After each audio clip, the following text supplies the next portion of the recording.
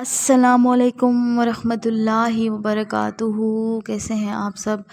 اللہ پاک آپ سب لوگوں کو خوش و آباد رکھے، آپ کی تمام مشکلات تکلیف دور کرے اور آپ کو بہت ساری خوشیاں نصیب کرے۔ الحمدللہ ہم بھی بالکل ٹھیک ہیں۔ And welcome back to new اندر ولاگ۔ ابھی جی ہے صبح کا ٹائم، تو میں بنا رہی ہوں ناشتہ اور میں سوچ رہی ہوں کہ جیسے موسم چینج ہوتا ہے تو ہماری نا کاموں کی روٹین بھی چینج ہونے لگتی ہے۔ گرمی میں ہوتا ہے کہ جلدی جلدی کام سمیٹ لیں، اس کے بعد نہ دھوپ اور سارا دن کی گرمی، پھر گرمی سے اٹھا بھی نہیں جاتا، نہ کام کر سکتے ہیں ہم لوگ۔ اور اسی طرح جیسے سردی آتی ہے تو ہم لوگ آرام آرام سے کام کرتے ہیں، دھوپ کا ویٹ کرتے ہیں۔ میں سوچ رہی ہوں کہ اللہ تعالیٰ کی کتنی حسین یہاں دنیا کے جو ہے نا کام ہیں۔ جیسے اب گرمیوں میں ہم سے دھوپ بالکل برداشت ہی نہیں ہوتی، اور سردیوں میں وہی چیز جو ہے نا ہمیں فائدہ دیتی ہے، اور ہم لوگ انتظار کرتے ہیں کہ کب دھوپ نکلے گی اور ہم دھوپ میں اپنے کام کریں گے اور تھوڑی دیر دھوپ میں جا کے بیٹھیں گے۔ بہت اللہ تعالیٰ کا شکر ہے کہ اللہ تعالیٰ نے ہمیں سارے موسم جو ہے نا نصیب کیے ہیں، کیونکہ کئی جگہ پہ تو ایسے ہے کہ بس سردی ہے تو سردی ہوتی ہے، اور کہاں پہ تو گرمی ہے تو صرف گرمی ہی ہوتی ہے۔ تو اللہ تعالیٰ کا لاکھوں کروڑوں بار جو ہے نا شکر ہے۔ اچھا، آج میں آپ کے ساتھ ایک ایسی بات شیئر کرنا چاہتی ہوں جو ہر انسان کے لیے ہے، جس نے زندگی میں کبھی ہار کا مزہ چکھا ہے۔ اکثر لوگ ناکامی سے ڈرتے ہیں، لیکن سچ تو یہ ہے کہ ناکامی جو ہے نا کامیابی کی پہلی سیڑھی ہوتی ہے۔ دیکھیے، کوئی بھی بڑا انسان راتوں رات کامیاب نہیں ہوتا۔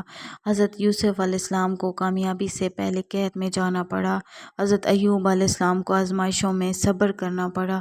یہ دنیا کے بڑے لوگ جیسے تھامس ایڈیسن نے 1000 بار ناکامی کے بلب ایجاد کیا۔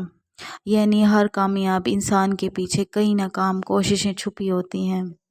ناکامی ہمیں سکھاتی ہے کہ ہمیں اگلی بار غلطی کہاں کرنی ہوتی ہے۔ جب تک ہم غلطی نہیں کرتے تو ہمیں نہیں احساس ہوتا کہ ہم نے کہاں غلطی کی ہے۔ یہ ہمیں مضبوط بناتی ہے، سمجھدار بناتی ہے، ہمارے ایمان کو پرکھتی ہے، اور اللہ تعالیٰ فرماتے ہیں بے شک اللہ صبر کرنے والوں کے ساتھ ہے۔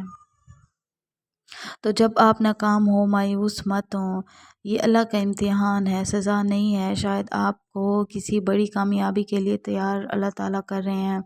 تو یاد رکھیں کہ جو انسان ناکامی سے ڈرتا ہے وہ کامیابی کے قریب تک نہیں پہنچتا۔ جب تک ہم ناکام انسان نہ بن جائیں اور پھر جا کے ہمیں کامیابی نصیب ہوتی ہے، اور جو ہمت نہیں ہارتا دنیا ان کے قدموں میں ہوتی ہے۔ ناکامی کو اپنی کمزوری نہیں، اپنی طاقت بنائیں۔ ہر گرنے کے بعد اٹھنا ہی اصلی جیت ہوتی ہے۔ اچھا، تو آج آپ سب لوگ ایک وعدہ کریں کہ ناکامی سے نہیں ڈریں گے، ہم کوشش کریں گے، دعا کریں گے، اللہ پر بھروسہ رکھیں گے، کیونکہ کامیابی انہی کو ہی ملتی ہے جو لوگ ہار نہیں مانتے۔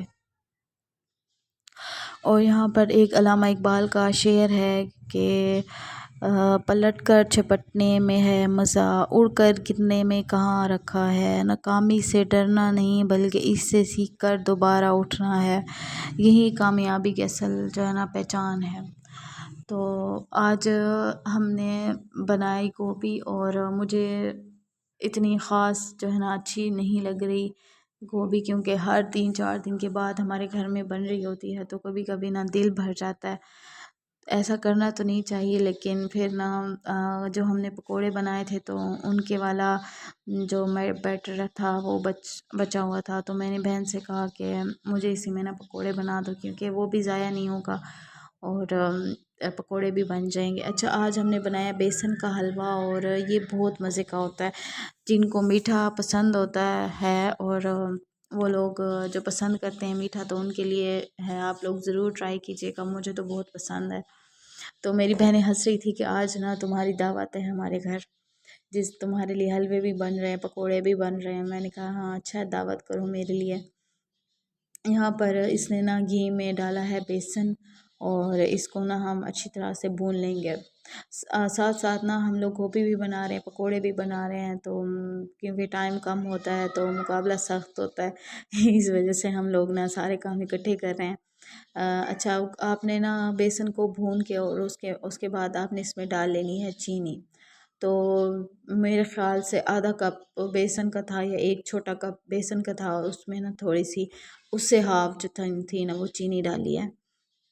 یہاں پر پکوڑے تیار ہو رہے ہیں اور اتنی مزے کی خوشبو آ رہی ہے، اور حلوے کو بس چینی ہم نے ڈالنی ہے، تو آپ نے کوشش کرنی ہے کہ آنچ جو ہے نا آپ نے بہت کم رکھنی ہے، کیونکہ اگر ہم تیز کریں گے تو حلوہ جو ہے نا وہ جل جائے گا، اس لیے ہم نے نا اس کی آنچ کم رکھنی ہے۔ پھر کیوں گیس تیز تھا تو کافی یہ نا جلنے پہ آ گیا تھا، تو ہم نے اس کو نیچے رکھ کے نا تھوڑا سا ساتھ میں مکس کر لیا، اور گوبھی کی شکل تو بہت مزے کی تھی، اور میرا دل کر رہا تھا کہ میں نا گوبھی بھی کھاؤں۔ پہلے تو میرا دل نہیں کیا کھانے کو، لیکن جب بن گئی تو میں نے کہا کہ مجھے بھی چاہیے گوبھی، ویسے مجھے بہت پسند ہے، اور گوبھی کا پراٹھا بھی مجھے اچھا لگتا ہے۔